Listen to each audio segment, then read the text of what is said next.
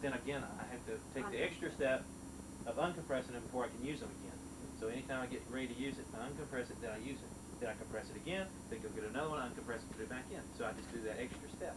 Now you can have little batch files. What they mean is a computer, you push one character and the computer will go do all the things for you, so you don't have to type all the different commands, and you can group all the commands into one command, and it will go out and do several. Just like I can say, go do your job. Now that means that somehow you have to know what job means. I could have said, go out, cut the lawn, rake the leaves, pull the wheelbarrow around, tell you everything specifically, or I could write something that says, you already know what I'm talking about. You already understand it. Go do the job. Now what does that mean? The same thing. Yeah. Okay? In fact, you get used to it after a while. You do that, I'm sure, at work. First thing you do, you say, I got to do the taxes. What does that mean? It means go pull the phone bills, all this stuff. It means a lot of things by just saying, I got to do the taxes. Okay. Now we didn't get into the DOS yet, but Sorry about that. yeah, we got a little sidetracked here. Okay, I think that's fine here. Okay. We'll get back on and edit these things good. But I'm glad you're asking questions because I want you to feel like you're part of this thing and you really get a good view of what you want. Okay, now we did explain the difference in the hard disk and the floppy. Here's two floppies and a hard disk. By the way, they make more density floppies today than they used to. You can now have 1 million bytes instead of 360K on these things. So that's another, depending on what type of drive you get, but they're more expensive. The question is, do you need that drive? Now, is that using both sides? Oh, it does, both of these. Both of them use both sides. But there are also things called quad density, 4 times the amount of things on one disk. And usually they're higher priced. So the question turns again, do I buy one that's better and more perfect magnetically coated, or do I can buy these boxes of discs, such as this, for $7, and I get 10 of them. The others cost me about $50 for 10, $50 to $70. So the question is it better, or is this satisfactory to me? If you aren't doing major things, this is satisfactory. So depends on which way you. But your drive has to take it. You have to have the hardware that drives. The drive has to be capable of this if you want to do more. Okay. Let me just explain the major pieces of the computer. The major pieces of the computer, of course, your keyboard, your screen display, however you're going to get the display out. You've got your disk, if you happen to use disk. You're going to use tape, which is outdated. Years ago they used that, but today we never even think about it, but it's something you need to know that there are people that have tapes. And you've got the hard disk operation, is generally the storage. They also store in things called ROM, which stands for read-only memory. That's a chip, an IC chip. It's a piece of hardware that stores memory, it has memory in it, basically. And there's a thing called RAM, random access memory. That's another chip, but what it can do, the difference between a ROM, read-only memory, and random access memory, is that once you tell it, somebody has told it what to do, one time, it's never been, it can only remember that. It's like if I have this chip, I've got a set of instructions in this chip. You can't ever tell that chip to do anything other than what it was already told to do by the manufacturer. In other words, it will only have in its memory what it was told, and it will not forget what it was told. You can't erase it. You can only read it. You say, what's in there? And it'll tell you. But you can't say, put this in there. It says, I won't take it. Okay? Now the RAM will allow you to do that. The RAM says, hey, I can read it, what's in there, and then say, hey, go put this in there. I want you to store this information in your little memory. And it will do it. And that's on the electronics, the chips. And that's built in. That's built in. That's how the system knows when you turn it on to even go out and start checking to see things are functional. A computer, when it starts off, knows nothing. It looks for an instruction. The very first thing it does, it says, I don't know a thing. I have been told by hardware, which is the way it's designed, to go look for my first instruction right here at this number. And there's they call it a position counter, pointer. And I won't go much further into this, but basically it starts off like 000. The next instruction is going to get 001, right? And keeps on going through. Now what it does, it takes the first pieces of information and decides what it's supposed to do by those instructions. So the very first thing is the manufacturer usually puts this information in a place called what? ROM. Why? Because they don't want you to change it. And if you did, you wouldn't want to change it anyway because it won't do its function. You want it to be able to turn on, start spinning the disk, and you want it to at least try to go out and give instructions how to get it. It needs to know, how do I read the keyboard? How do I display to a screen? How do I read the output on the back? It doesn't know any of that when you first turn it on. So how it does it, when you first turn it on, the power causes the system to go to the very basic numbers here and start getting instructions. The first instruction might say, read at this location this information. And it tells it each instruction to do. So when you first power it up, it goes real quickly, start learning what's out there. It will do system tests, for example. When you turn it on, you'll see the system, that manufacturer will usually go out and say, well, one of the things I want you to do, I want to go check to see if your hardware is okay. I want you to go over and perform this routine.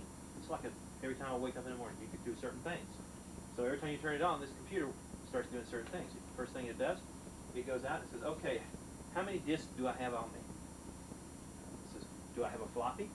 Do I have a hard disk? Do I have a tape? Do I have a printer? Do I have a modem? What do I have? It doesn't know when it first wakes up. So it starts finding those things out. It says, oh, I got that. Now I've got RAM. Oh, I've got memory. I wonder how much memory I've got. I wonder if it's any good. So what the manufacturer does, he goes out in there, he says, I'm going to check every byte, make sure that every piece of my memory is okay. I'm going to go through and check to see that I'm okay. So this little routine goes out, and when you turn it on, you'll see numbers. Usually a manufacturer will do this. You'll see numbers flashing on your screen, like 1, 2, 3, 4, 5, 6, 7, 8, 9, 10, 11, 12, 13, 14, 15, and it starts climbing. And what that is, it's going out, performing its little tests, checking to say, is my memory okay at this position? It's good. Okay, got it. It's good here. It's still good. And it's letting you know, it has to know how to put it out to the screen too. So it's letting you know that it's okay. When I read my first piece of memory, I'm okay. My second piece, I'm okay. Third piece, and hopefully it'll get through all of its memory okay. Not have a problem. It says, okay, I'm well. I'm good. I'm healthy. Now, what do you want me to do? So it then turns over and says, the manufacturer says, okay, after you do all these things that I want you to do every time you wake up, then I want you to do these functions. I want you to go and look to see if there's any special instructions that your user has. Okay, you may have some special things that you want it to do every time you turn it on. It says, and when you do, I want you to go out and see what those are. If there are none, then if there is, then perform them. If they're not, then I want you to do this.